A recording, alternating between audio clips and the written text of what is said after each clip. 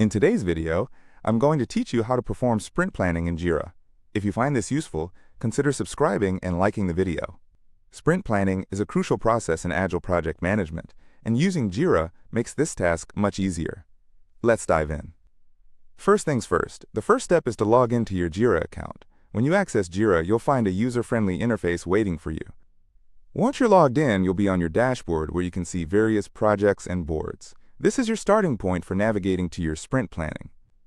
Next, you want to open your project, browse through your projects, and click on the one you'd like to plan your sprint for.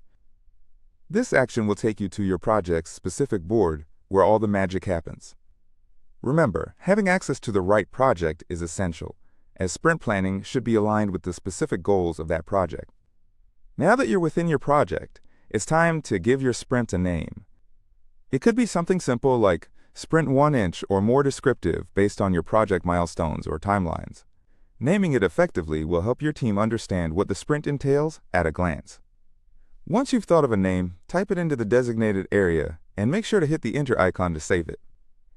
This action marks the creation of your sprint right in the Jira platform. Sometimes, the simple act of just pressing Enter might seem small, but it's a crucial step to ensure your sprint is officially scheduled.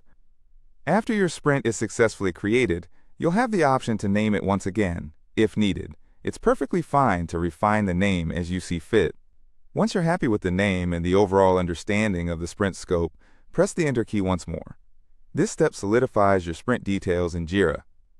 Next, you'll visit the next important action, clicking on the Start Sprint button. It's an essential step that essentially kicks off the entire process. By clicking this button, you're indicating to Jira and your team that the sprint is ready to commence. This ensures everyone is on the same page about when work on this set of tasks will begin. Before you formally start the sprint, it's critical to fill in all the necessary information about what this sprint entails. Jira typically requires you to detail certain particulars, like the sprint duration and goals. Make sure this information aligns with both your team's capacity and your project timelines. Now, you're almost there. After you fill in all of that needed information, it's time to finally click on the Start button. This is the moment where everything you've prepared comes together. Once you click Start, your sprint is officially launched, and team members can begin working on their respective tasks. Lastly, once your sprint has started, you can view the detailed planning of the sprint. This is where you can see all the tasks and user stories set for this iteration.